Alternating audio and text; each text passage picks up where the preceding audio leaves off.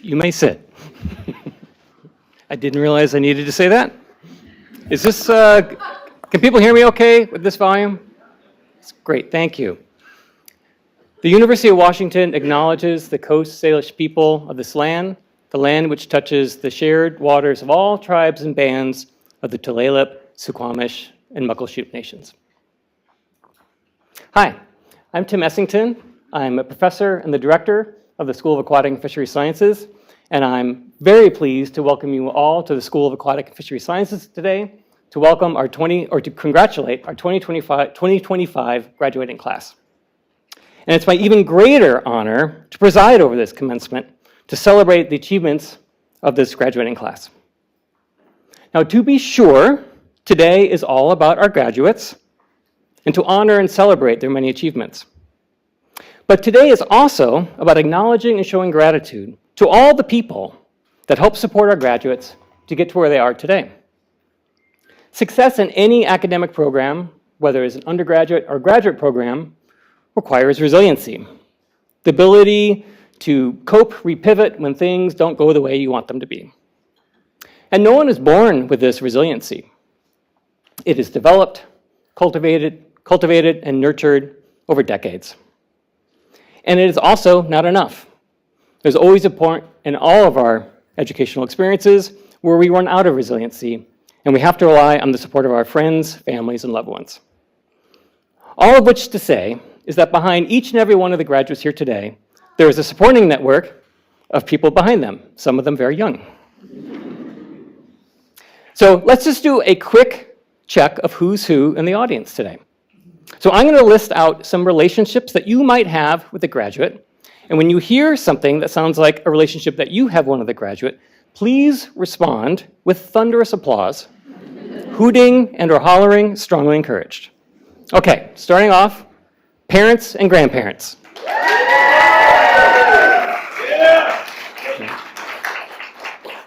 Very well done, parents and grandparents. Siblings. Okay, this is a big one. Uncles, aunts, cousins, nieces, nephews. Very good. Spouses and partners. And finally, friends and colleagues.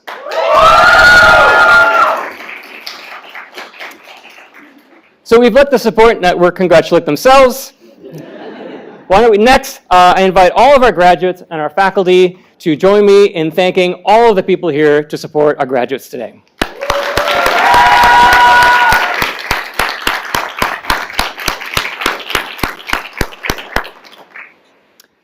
Now, before we get further into the program, I want to say a few things both about and to our graduating class.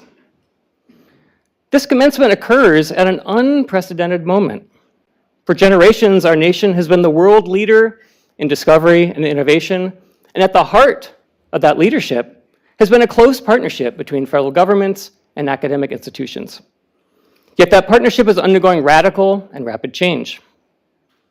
But the need for this innovation is not going away. Sustaining our excellence in research and discovery will require that all of us pivot, adapt, and find new ways to address the pressing environmental challenges of today and the future. Seeing the 2025 graduating class sitting in front of me, I'm flooded with optimism. This group of graduates has achieved so much despite so many obstacles.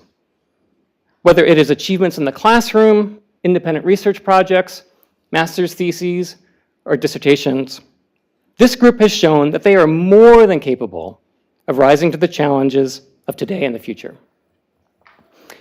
2025 graduating class, I'm humbled by all that you've accomplished. And I look forward to working alongside you to confront these challenges. Because from here onward, all of us up here wearing fancy robes, we are no longer your teachers and we're no longer your mentors. We're your colleagues.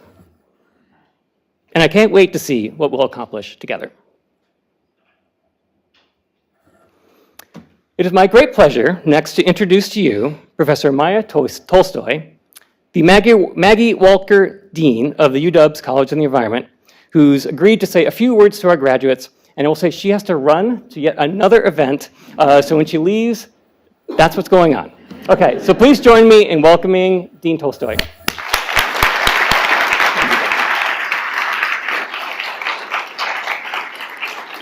Thank you, Tim, and hello, class of 2025. Congratulations. And parents, friends, family members, thank you also from me. Your role is so extraordinarily important, especially given the challenging times that this generation of graduates has been through. So thank you for all your support from me. So it's a distinct honor for me to be among the first to congratulate you on your graduation from the University of Washington. It's a momentous accomplishment, and it's truly been an honor to be part of the College of the Environment community alongside graduates as brilliant, inquisitive, and forward-thinking as yourselves. Thank you for allowing me to be part of this special occasion, even if I do have to run away. We're here today to celebrate the next step in your lives and the next step in your journey as scientists, thinkers, and citizens of the world. But as Tim mentioned, I also know that these are challenging and uncertain times for everyone in our community, and I think I'd be remiss to begin our celebration without first also acknowledging that upheaval that we're all experiencing in the Academy. Your generation has already faced more challenges than most, and the burdens that have been placed on you are significant. I also know that this step you're embarking on can be daunting at the best of times. Whatever path you're planning to pursue, whether it's further exploration of your academic discipline or making the first moves of your professional career, this will be a time of great change in your life. But I want to tell you that as I stand here today, I am truly in awe of every single one of you. I have had the privilege of witnessing the incredible work that you do every day, and I am certain that you will continue to navigate this time of change with the same thoughtful determination that has defined your time here. When you have been faced with challenges, you have risen to meet them. You have turned them into opportunities to learn and grow and to demonstrate bravery, kindness, and perseverance in your work and as members of this community.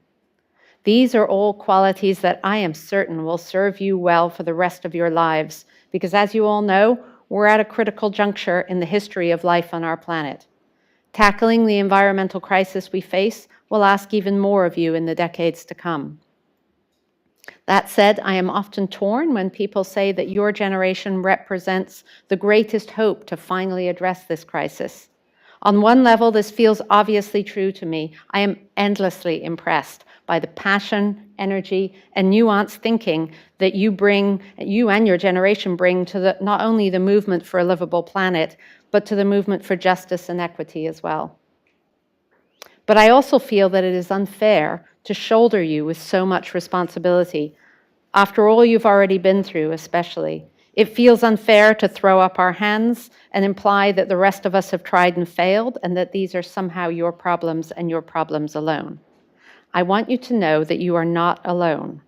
You are a part of this community. And whether your path leads you to further study our planet's ecosystems, to craft policies that will build a sustainable world, or to develop novel solutions that may save lives, we will always have your back. Every single one of us is in this together. Now, I know there are several more people here waiting patiently for their own opportunity to tell you how wonderful you are, and you very much are. So I'm going to close with just a few brief lessons I hope you'll remember from your time here at UW. First, remember to stay curious and embrace new experiences, even when it feels easier to stick with what you know. Comfort zones are not set in stone. Remember that failure is not just impermanent, but is in fact an essential component of success. And perseverance is a virtue. Remember that the only constant in life is change, and even when things feel grim, as they may feel to you at the moment, it is always prudent to hope. And remember that you have what it takes to achieve anything you set your mind to. You are strong, you are valued, and you are part of a community that wants nothing but the best for you. I look forward to hearing about each and every one of your adventures in the years to come. Congratulations, class of 2025.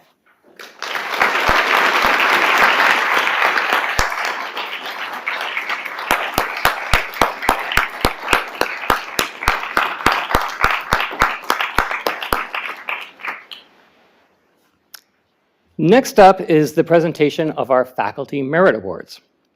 These awards recognize students at the bachelor's, master's, and doctorate level who distinguish themselves for exceptional academic achievement, scholarship, and service. The awards are funded directly by the faculty themselves, so naturally we feel like they're the most prestigious awards possible. We'll be giving out awards for all 3 levels, and I'll start with this year's undergraduate Faculty Merit Award winner, Emma Meyer. We can applaud now, yes. Yes. Is that Emma? You can walk up if you like. Yeah. Come up here, Emma. You go here. I'm just going to say a couple of nice things about Emma to make her feel a little awkward, if you don't mind. Emma's nominator called her a rock star whose ability to work independently is phenomenal. Quote, Emma is a student that SAFS can be proud of. She is doing everything we could expect to excel in our undergraduate degree. Congratulations, Emma.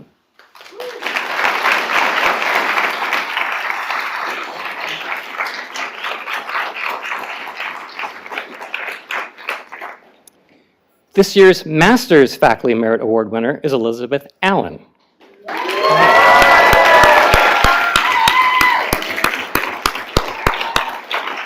Pleasure to meet you. Her nominator notes her extraordinary initiative and maturity that she demonstrated in leading her master's thesis research project. In their words, it is nothing short of remarkable that a master's student has led such a high-impact, deeply collaborative research project. Liz Allen is one of the most impressive master's students I've had the pleasure to work with.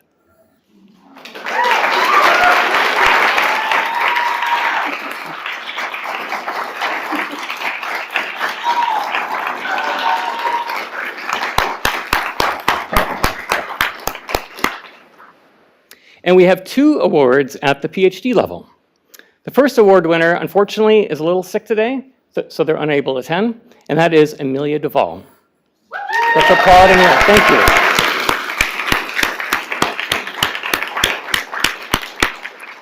you. Amelia's nominator told us that she didn't need to provide flowery language to support her application because her achievements in advancing seabird conservation and ecology stand on her own. Yet I still want to share this little snippet from the nomination letter. I love telling people that I'm Amelia's advisor, as I can see their faces light up. In addition to being an incredible biologist, she is a genuinely kind and giving person, always working to make our community better and give back. Congratulations, Amelia.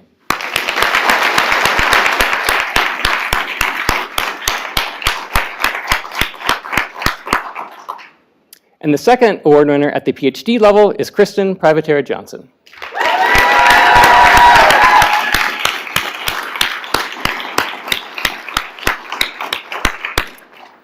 I need to know that Kristen joins the very rare 2-timers club as having had won the award for her master's degree. Yes.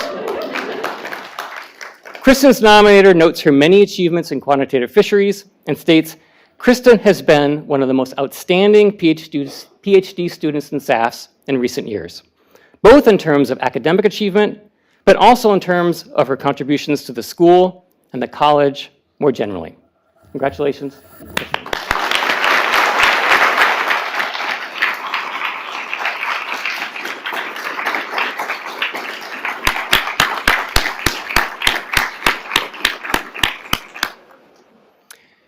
And now you get to hear from the real stars of the show, the students. So first up, it is my great pleasure to invite Jasper Nevis, who's going to speak on behalf of the undergraduates. Welcome, Jasper.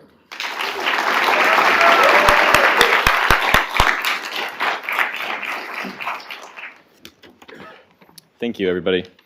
I'll try and keep this brief just for the sake of efficiency, pun fully intended.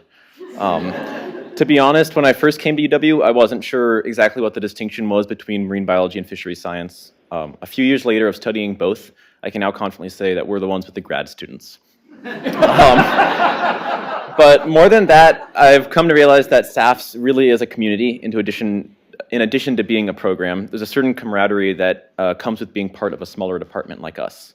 whether it's chatting over cookies at the weekly SAFS cafe or lingering after seminars to trade stories. We really built a really special and very specialized community here. As students, we've been through a lot, floundering through tough courses and long days at the field, staying up late debugging code and writing our capstone or thesis papers, and yet we kept swimming, often literally. To our professors and faculty, thank you for being teachers, mentors, and friends throughout this process. I'd like to give special shout-outs to Tim for making our code make sense to me, to Chelsea for always making time after class for questions, and to my capstone advisor, Luke, for teaching me how to write a proper paper, and also for pushing me to go be my best self. To all the family, friends, and loved ones that can make it here today, thank you for supporting us through this journey, even when we wouldn't stop talking about salmon or switch to signing emails as best fishes. We truly couldn't have done it without all of you. To my fellow graduates, congratulations again. We've all earned our degrees by this point, and now it's time to go and put it to use. Whether you're headed freshly to grad school or going out to conservation or research or 1,000 other things, remember, the world is your oyster. So go out there and shuck it. Thank you. I'd like to say thank you and congrats to the class of 2025.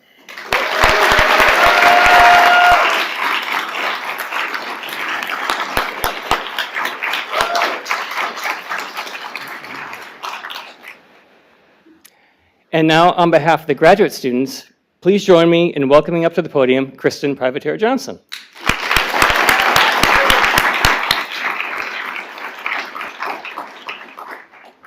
Welcome back. Oh, thank you. It's been a long time. Yeah. Almost forgot my way here. Awesome. Thank you. So today I'm here to share my SAFS experience with our loved ones and our supporters, just so they can get a glimpse of what it was like to earn our seats here today. For me, being at SAFS is an apprenticeship, or has been.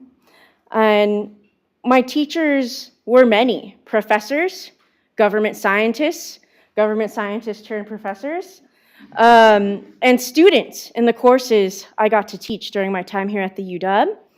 And the craft I was honing during my apprenticeship was twofold: a quantitative fishery scientist, which I also didn't really know.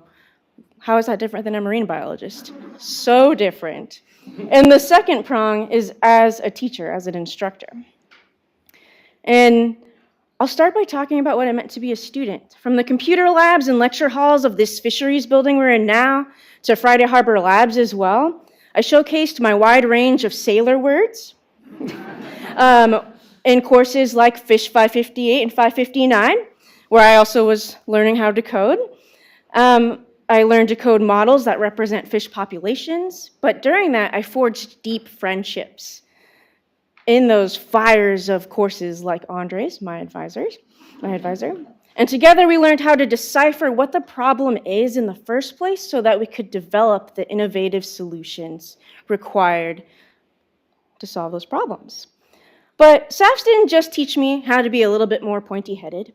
SAFS also taught me how to communicate from my heart and not just from my head through improv and science communication, where I was handed a sledgehammer to knock down the walls between the quantitative skills I was developing and access to that human connection for the big why behind why we were doing all of this. And so the real apprenticeship started outside of the classroom, and I escaped that theoretical space to co-develop scientific advice for real fisheries management, from the U.S. West Coast groundfish to modeling North Pacific humpback whale stocks for the International Whaling Commission. I also got to teach 13 offerings of 5 unique courses, and while I was there, the students and colleagues I worked with taught me something, and that is everything is a competition. Now, some of you might feel some cognitive dissonance. Some of you might be feeling, oh yeah, that's true. And some of you might be feeling indigestion, because that's kind of weird to say. So let me tell you about this competition that I believe in. She's a 24-year-old ex-marine biologist and high school STEM teacher with short curly hair. She's also not very good at math at this stage in her life, and she even wrote on her anonymous note card during the SAFS orientation Q&A that she knew right away she did not belong in this program. Imposter identified. But I have to say, she's standing at this podium right now, my competition. She's 10 years wiser. I did a master's here, it wasn't just the PhD. And I'll tell you now that what I tell all my students who somewhere in this room who enroll in my courses on the first day of class, the only competition that matters to me is the one between you right now and you upon the completion of your goal, and some milestones in between. The final lesson I'll share today is something that I learned from being both a quantitative fisheries scientist and a teacher, and we'll hold this idea as well. You need to be more productive. So some people are like, yeah, I'm just gonna keep pointing to that one. And some of you are like, that's kind of weird for an inspirational speech. And so I'll rely on two brothers to help me describe what I mean. John and Hank Green, the Vlog brothers, you might have heard of them. They're content creators, they create educational content for free, they're authors, they're philanthropists, and they'll help me describe this.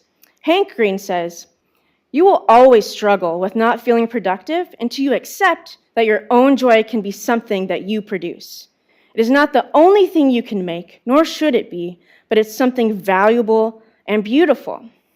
And so now Andre says, what? What do you mean I have to produce joy? And I say, I want you to produce more joy because, and let's use a John Green quote. When he read his brother's writing that I just read to you, he said, "It has given me permission to produce joy even when I'm so worried and so much is so horrible. I must make room for seeking and making joy because that is what cultivates hope." And I'll top this off with another John Green quote about hope. Why am I bringing that up today? Hope is the correct response to the arc of history. And boy, golly, are we certainly having our educational histories coincided with the arc of history. I look to my fellow grads. Simply put, joy and hope will help us to raise all ships here for those that remain, carrying on the mission, and for us that are moving elsewhere into the next part of our journeys. It's to help us raise all ships so that we can help those that come after us navigate this journey and their version of it. And it's also so we can make meaning using the hard-won wisdom, like some of the ones I shared with you today. Being a SAFS grad means looking forward and solving the problems of today and tomorrow. And today, let's take a break from that and celebrate our recent past and the now. So I'll close out by letting you know that I study uncertainty for a living and how the heck we do fisheries management in the face of it. And I can tell you, I can feel the fear of the unknown as I leave this place, even today. But like Tim said, I'm resilient, and we are resilient. What's different today about the uncertainty we feel are all the skills and lived experiences we gathered to earn our seat in this room today. And I want SAFS to be our springboard into our next part of our life, where we'll produce joy and hope with the new teams that we work with. And I want to thank you all for what you have taught us. And I want to thank all of you that have loved us and supported us from outside of the classroom. As you probably know, it was not a smooth, easy ride. And I'll selfishly take a moment to say I'm so lucky to have my family here with me today. And thank you for coming to celebrate with me. I love you all, and thank you for all that you do. Congratulations, class of 2025.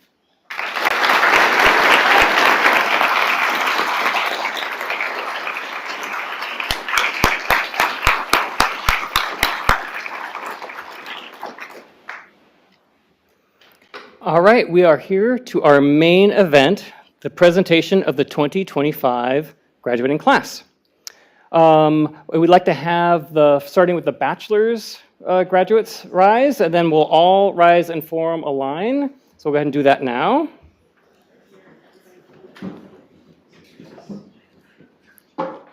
And then while we're in this little transition period, I just want to let all the family and friends know that when after the people get a chance to walk in front of the stage here, we'll have photos taken right here. We do have our professional photographer who will be taking photos, and you'll all have access to those.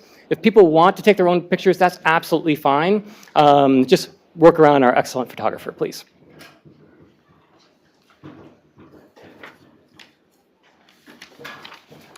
Okay, and now I'm going to welcome up to the stage. Oh wait, I forgot to read that line. I invite our professors Chris Anderson and Sarah Converse up to the podium to introduce our graduates.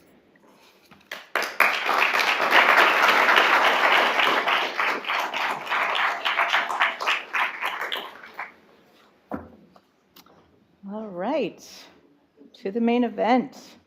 Very excited to start with our Bachelor of Science graduates today. Our first graduate is Liam Aston.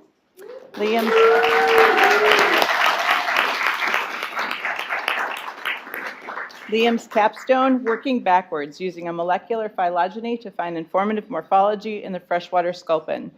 Faculty advisors are Dr. Luke Tornabene and Catherine Meslenikov. Next. Yes. Yeah.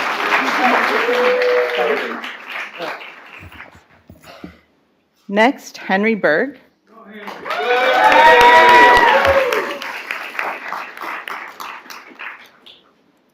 Henry's capstone, physiological changes with robustness of byssus attachment following environmental perturbations in marine mussels. Faculty advisor, Dr. Stephen Roberts.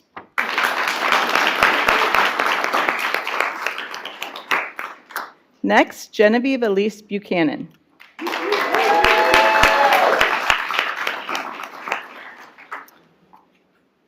Capstone, effects of salinity and ocean acidification stress on Pacific oyster thermal tolerance. Faculty advisors, Dr. Stephen Roberts and Dr. Ariana Huffmeyer.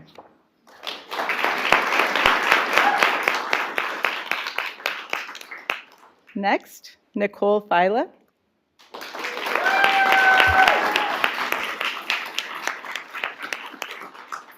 Capstone, observing differences in parasitism of sculpins in the Pacific Northwest. Faculty advisor, Dr. Gregory Jensen.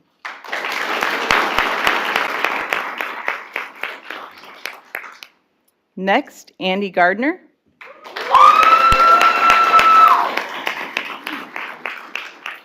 Capstone, variation in infection prevalence and intensity of parasitic nematodes in 3 species of Pacific salmon. Advisor, Dr. Thomas Gwynn.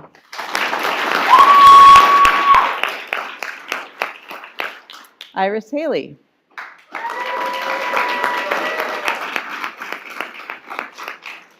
Capstone, blue-green public spaces provide heat wave refugia from urban heat island effects, evidence from mobile cellular data. Faculty advisor, Dr. Julian Olden.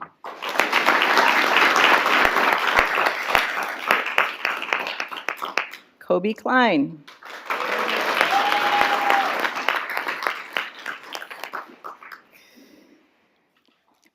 Capstone, migrating salmon timelines in a changing climate. Faculty advisor, Dr. Thomas Quinn.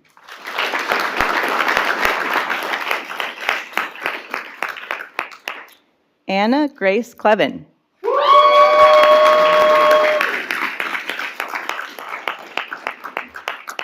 Capstone, influences of El Niño Southern Oscillation variability on the spatiotemporal distribution of Metacarcinus magister.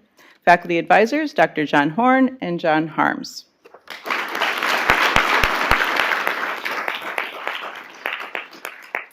And Emma Meyer.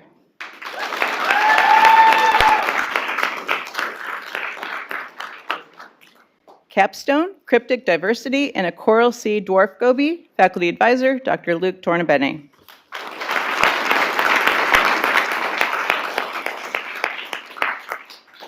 Jasper Rowan Nevis.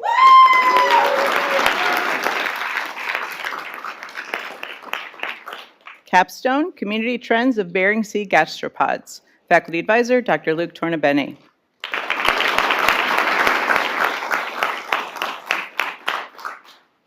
Next, Naomi Prahl.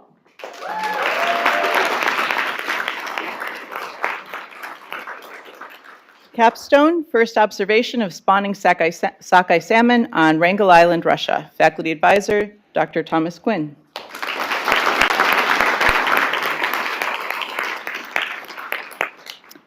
and Jason Ray.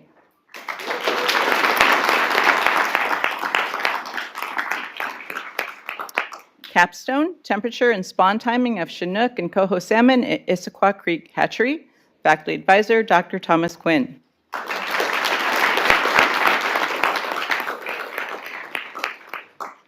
Larkin and Stodolnik.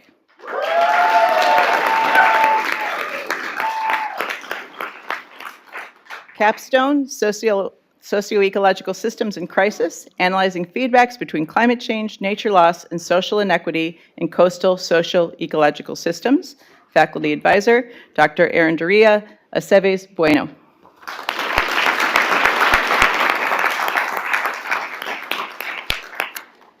Jolie 30acre.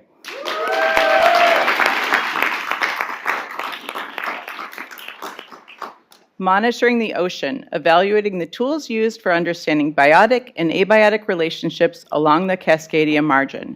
Faculty advisor, Dr. Deborah Kelly.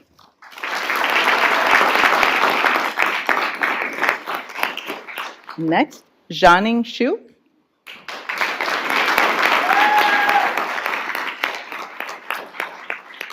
Capstone, trematode infections in bee Atremataria. Faculty advisor, Dr. Gregory Jensen.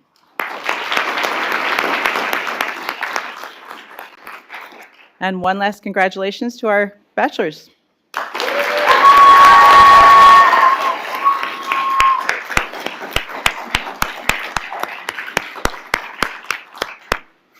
All right, now we have our master's students, and first we have Elizabeth Marina Allen. Yeah.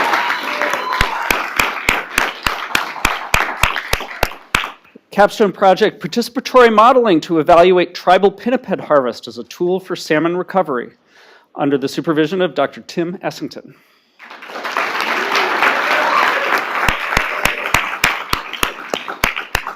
Next, Liz Boggs.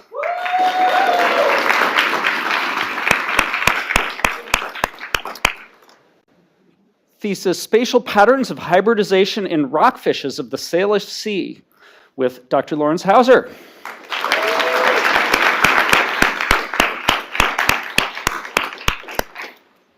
Nick Chambers.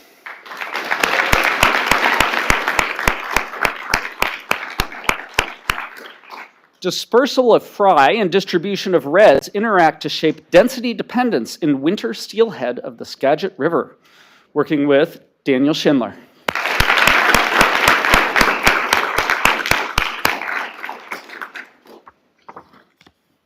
Next, Sir Gamelin.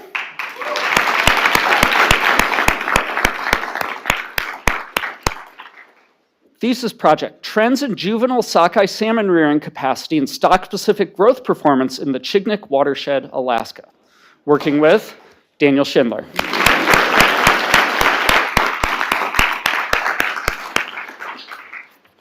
All right, next, Grace Henry.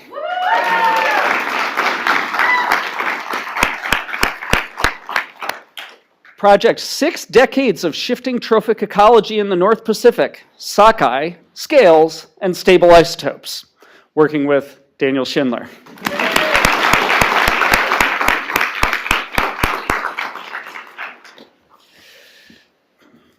Next, Claire Joan Voage.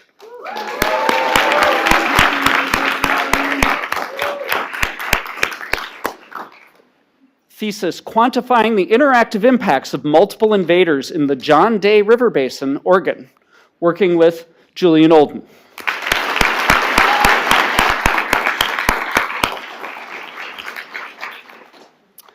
We have Sarah Yarantz.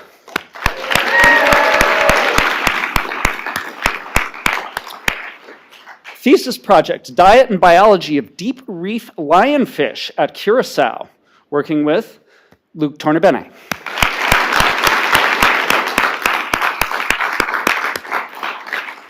All right, let's give a hand to all our master students.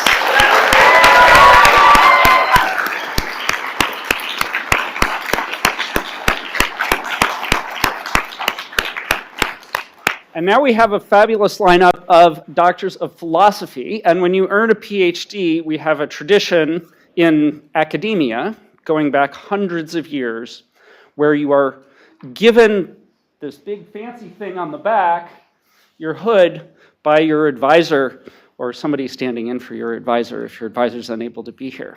So we're going to add a step to each student here. And Carrie, would you like to come up? And our first PhD is Brian Antonio Briones Ortiz.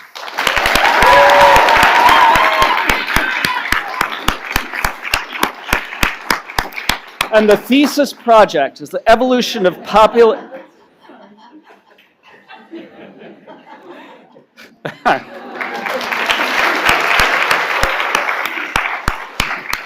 Brian's dissertation was the evolution of population structure and life history types in eelgrass.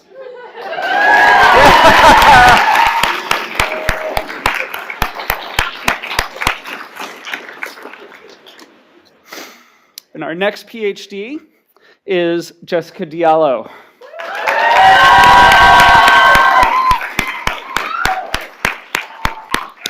Jessica's dissertation, The Lifetime Trophic Ecology of Fishes and Invasive Species Management in Dryland Streams, supervised by Julian Olden.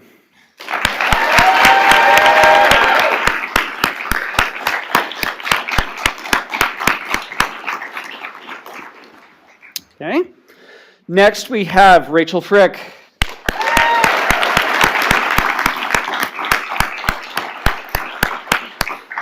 Dissertation was Emerging Technologies to Assess Human Benefits from and Risks to Water Resources with Julian Olden.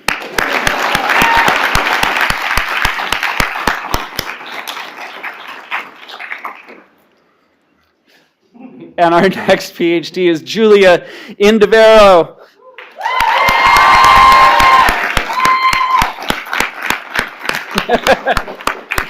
Dissertation, Improving Fisheries Management by Using Spatial Quantitative Modeling to Evaluate Fish Distributions and Demographic Responses to Climate Change, working with Tim Estington.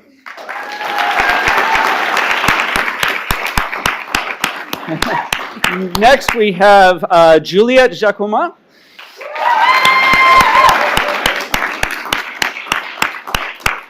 Dissertation, Marine Conservation Under a Changing Climate for Deep Ecosystems, with Luke Tornabene.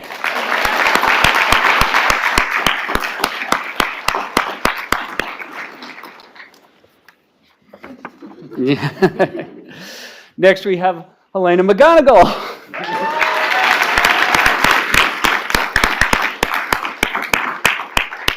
Dissertation, Confronting Uncertainty in the Contribution of Mesopelagic Fishes to the Biological Carbon Pump, working with Tim Essington and Ray Hilborn.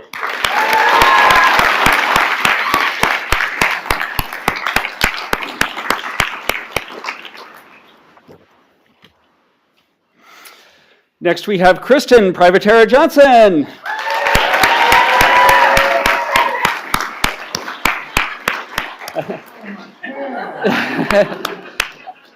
The dissertation, Optimizing Harvest Control Rules for Catch Stability.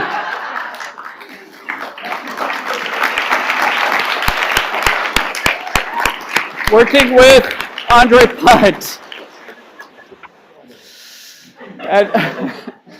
And finally, Jennifer Stern.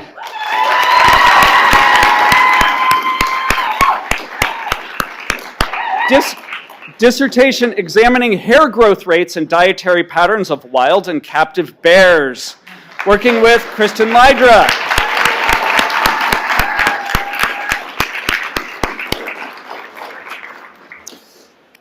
Let's offer a final round of applause for all of our graduates.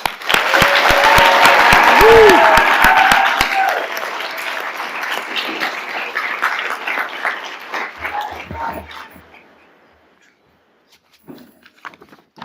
That was a pretty good round of applause, but I'm wondering if we could do an even better round of applause to our 2025 graduates. Do we think we can do better?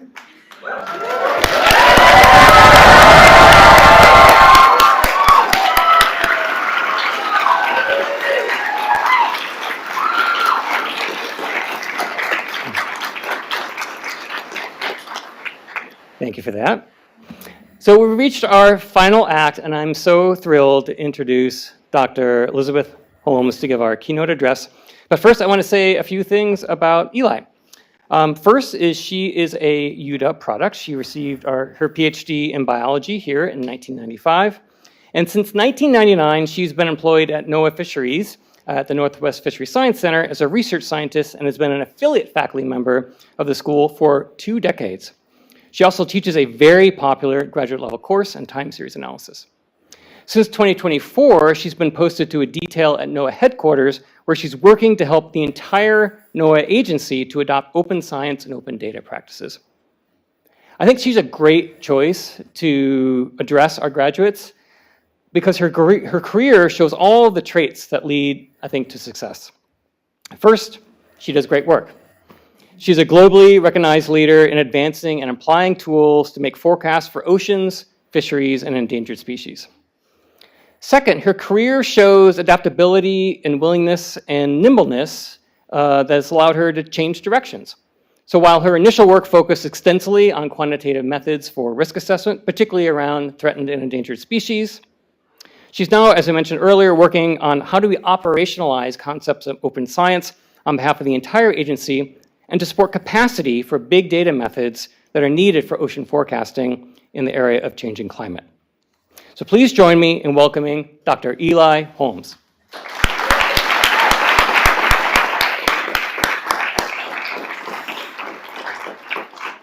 All right. Thank you, Tim. And good afternoon, everyone. And I'll say myself, congratulations to all of you, the graduates, 2025 graduates. And I'll say, to the undergrads, master's students, and PhD students, getting to today is a big deal. It took a lot of persistence, hard work. It's one of those accomplishments that you will always be proud of. And I remember sitting where you are now, 37 years ago as an undergraduate. How did that happen? Well, it's one of those things that happens. And then, as Tim said, 30 years ago for my PhD.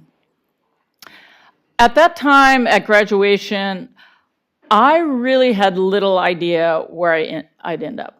I knew I wanted to be a scientist, but, a scientist is not really a job. It is, but there are lots of things you can do as a scientist. So I had no concrete idea of what that was going to look like. I had an idea what I thought I wanted, but landing a job at that point, when I was graduating as a PhD student, still felt very much like a long shot. And I will say I definitely had no idea, none whatsoever, that I would end up where I did. So how did I end up where I ended up now? I've been a federal civil servant, a research scientist at a federal national laboratory with NOAA for over 25 years, my entire professional career. Who knew? I definitely didn't know. And in my job title, if you look it up, I am a fisheries research biologist. My friends laugh at this. I was not trained in fisheries. I'm actually an applied mathematician from a biology department. It was actually called the zoology department at the time. And for over 20 years at NOAA Fisheries, I worked mainly, honestly, in pen and paper. I wasn't even a coder. I derived things with matrix calculus. I worked on statistical algorithms for different types of survey data, mainly to support endangered and threatened species. A lot of published papers to support our work, but also a lot of status reviews, endangered species listing decisions, technical review teams, all that kind of thing. I was involved mainly with Pacific Northwest salmons, been very involved with all the endangered and threatened salmonids in Idaho, Oregon, and Washington. And then later in my career, also involved with California. So involved in the management, the science behind the management and risk assessment. Also been involved with rockfish, herring, sea lions, cetaceans, a lot of different things. And also, I was involved for a while with oil sardines in India. NOAA, as part of their international capacity building, sent me to NOAA every September for 5 years. That was a really amazing experience. But, like I said, I didn't plan on this career. I mean, not even close. I will say that I kind of didn't even know this career existed. I think for you in the fisheries department, you have more exposure to government scientists. I was in a biology department, really didn't have exposure to that. I didn't see that. I didn't even think of that as kind of like a career pathway. From day one of my PhD, I was laser focused on academia. I thought, that's the job for me. I know that, and that's what I want. I really wanted that. And so my PhD was on population dynamics of ticks that live on wood rats and spread disease. Ticks, rats, and math. Yeah, a lot of things that people hate. And I did my first postdoc studying container breeding mosquitoes. So I would just say, like, the value of my research for, like, dinner conversations, like, total kills the vibe to talk about that. And when the first postdoc ended, I still hadn't landed a faculty job. I had a bunch of interviews, but no job yet. And I wanted to stay in Seattle because, I loved it. And my husband and I, we liked it a lot. We had a house, we owned a house. We had a newborn, and also we were hardcore skiers and mountaineers. So there's a lot, like, really wanting to stay in Seattle. But I needed a job, I needed to help pay the mortgage. So, and then, the next round of faculty jobs, it's always, who knows if I was going to get one, and that was a ways off. So anyhow, I started cold emailing every lab in town that I conceivably thought would hire a population modeler. And I want to say that at that moment, I was really wishing I had specialized in something a little more practical than ticks and rats. Like something like, fisheries, but, you work with what you have. And despite my background with ticks, rats, and mosquitoes, I landed a job as a postdoc at the National Marine Mammal Lab at NOAA Fisheries, Alaska Fisheries Science Center, right over there on Sandpoint. We are trying to understand why stellar sea lions were still declining in Alaska despite being protected. And wow, what a change.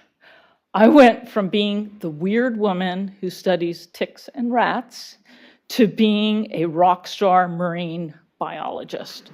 I mean, it was amazing. People really love to talk about charismatic, large marine megafauna. They really do. As a theoretician, you go to a conference, the people who go and listen to your talks as a theoretician? Yeah, the other people who are talking in your session. That's who go. And I had never packed a conference room before. It was a novel experience. I had standing room only presentations. And I tell you, sure, of course, I think my work was amazing, but really it was the stellar sea lions and the cool photos and, I don't know. Like I said, people love charismatic marine megafauna. And that postdoc turned out to be a pivotal experience, but not for the science or, people suddenly wanting to listen to my research, nor for my amazing postdoc advisors. All of that was really great. But what was pivotal was something else entirely, and it was something that was pure happenstance. So my postdoc office was across the hall from a conference room. And that conference room was being used by federal lawyers.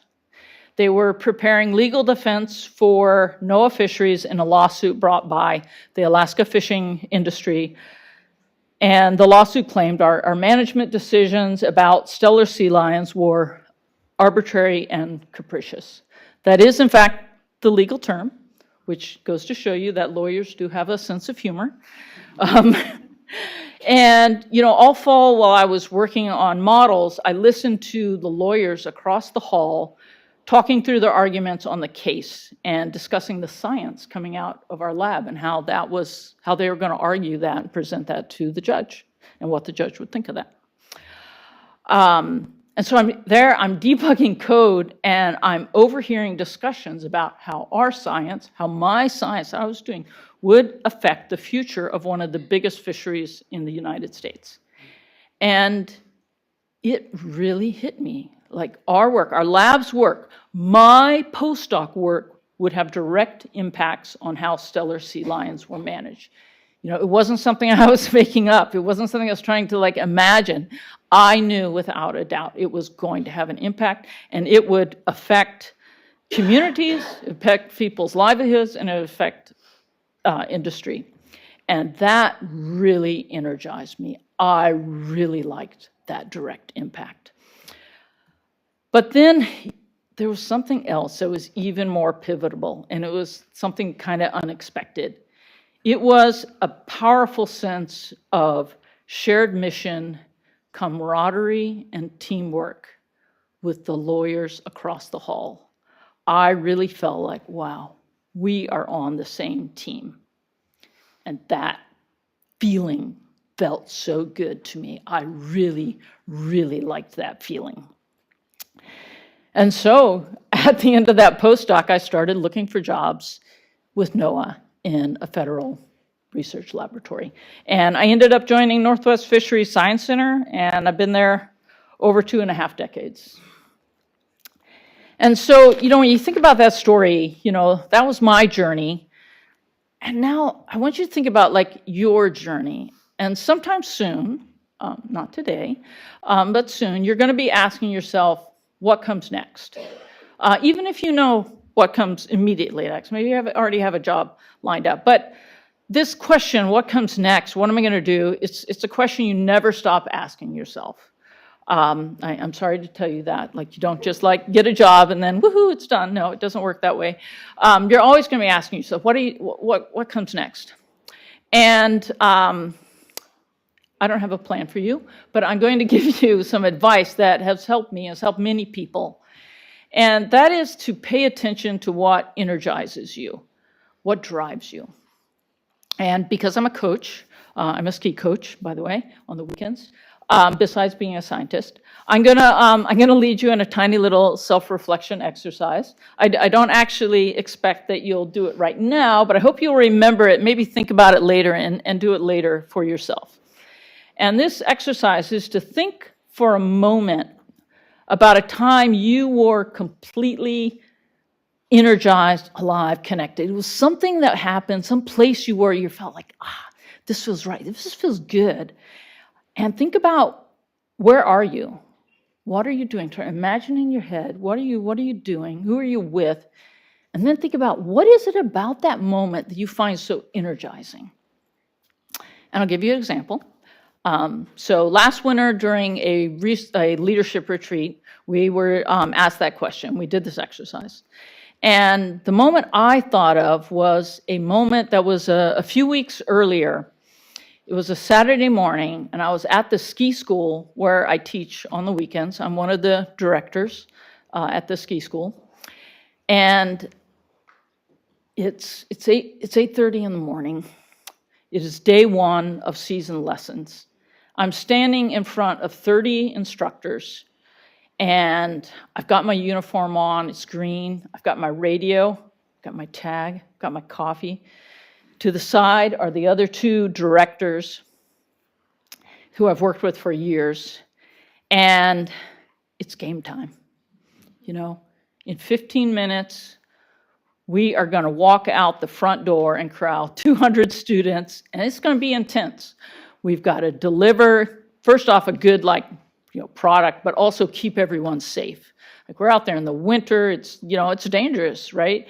And a lot depends on us.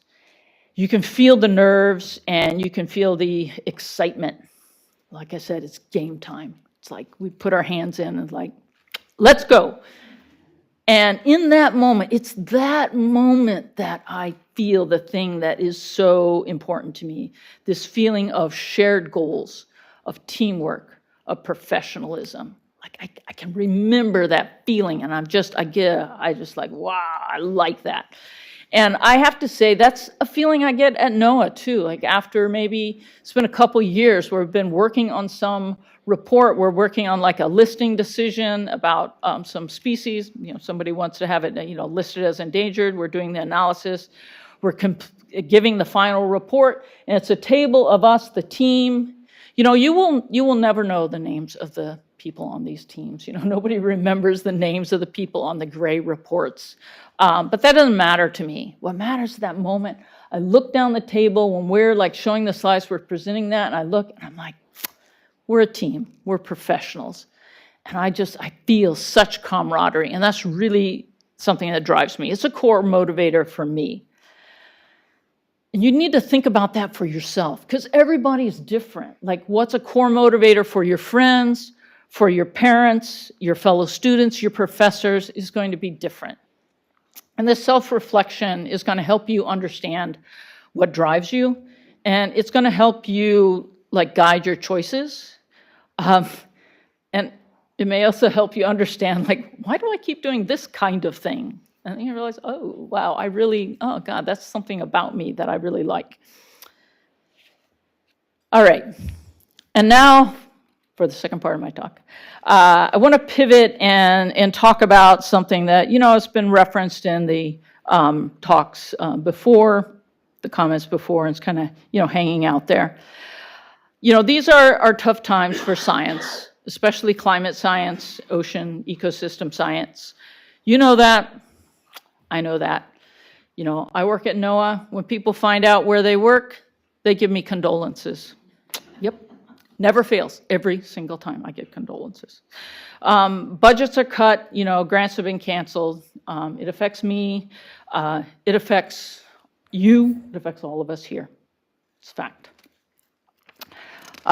Where I work, a national laboratory, we lost 25% of our staff. We lost 25%. These are senior scientists. These are young scientists just at the start of their careers, promising scientists. And yeah, that really hurt a lot.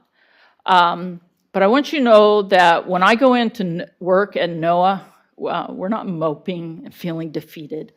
We are really focused on our mission. This is a very mission-driven group. This is one thing about people in the federal service. You are mission-driven. And our mission is science, stewardship, and public service. And people are really, really focused on that.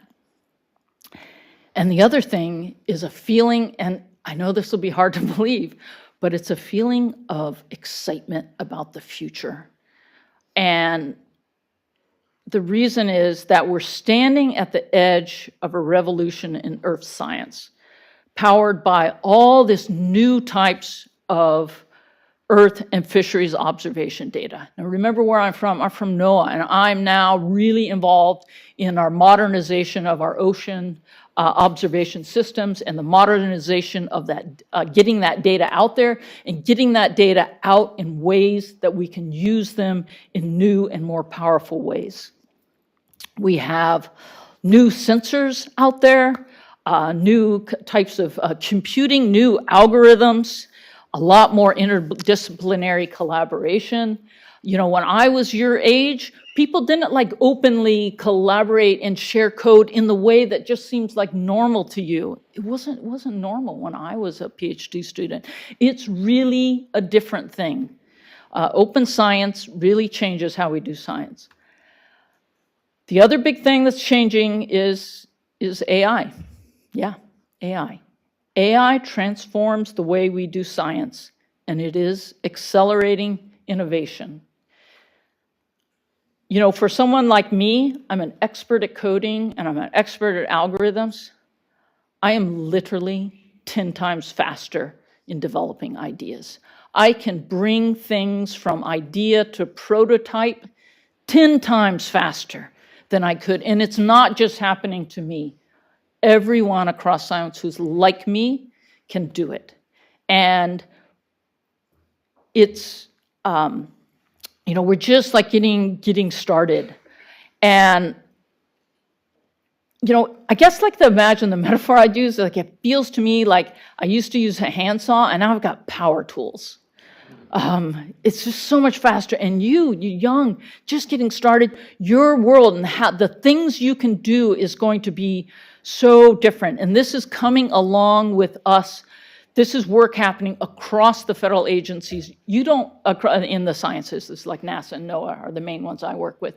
You can't see it because we're just kind of doing our job and like we're starting to roll it out, but it is coming. We're on the cusp of really getting all this data out there in forms that we can be using in so many new ways. I am so excited to see what your generation is going to do, the kinds of innovation. And I really feel like, now it's like I can sense it. It's like the ball is just getting rolling and it's going to be accelerating. And then the last thing I want to say is to give a case for optimism. And I know, I'd say like, Eli, how can you be hopeful? How can you be hopeful right now, particularly? I work in climate science. You know what? I work in climate science at a federal agency. I do research on the impacts of climate on endangered species. So how can I be hopeful? And my answer is simple. I do not need hope. I do not need hope. And you know why? Because I have decades of experience that change is not only possible, but it has already happened. I have an infinite number of examples of people, scientists, community, policy, people in industry who work together and make positive change. Lake Washington out here used to be a stinking cesspool, and it's not anymore. You can go swimming in it. That didn't just happen. Lots of people worked on it, lots of different types of people, including a lot of scientists here at University of Washington. You walk outside, you can breathe the air. Our air quality is so much better than it was decades ago. Again, that didn't just happen. People did it. Change happens. And you might not realize it, but the U.S. CO2 emissions from fossil fuels leveled off in 2010. And it declined in 2024. Yes, of course, it's got to decline a lot more. But those are real successes. Change happens. Change is possible. There's so many successes. And, I'm a big skier. And one thing I love is I love skiing the trees. I love it. It fits my personality. And when you ski the trees, you have to see the gaps. You must be focused on the gaps. You must be focused on where progress is possible. You have to allow yourself to see success. Otherwise, you fall into the trap of thinking that progress is impossible, and that's just not true. It's just not true. So let yourself, and this is my message to you, is let yourself see the gaps and be open to nonlinear paths to progress. If you hit a wall, hey, back up, try another place. Keep trying, keep testing the gaps, keep pushing forward. And my final words are, hey, enjoy today, be proud of all you've accomplished, and congratulations.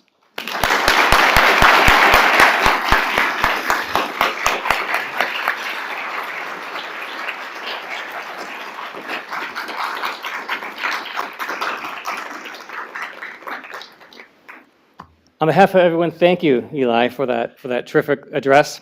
And before we adjourn, I also hope all of you can join me in thanking two people that did a ton for today. And that's the person lurking behind the drape right here, Sam Scherer.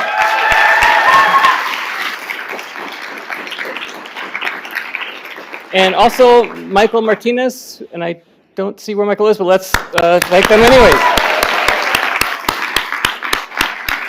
There. Okay, that second round of applause for the graduates was pretty great. This is going to be our last one, so we need to make this one the very best one. So please join me in congratulating the class of 2025.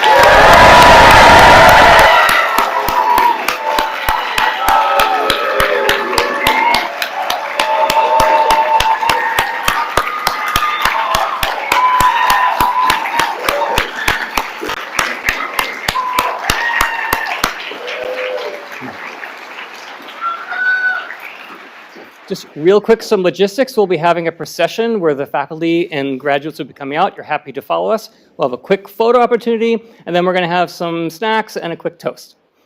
Thank you all for coming today.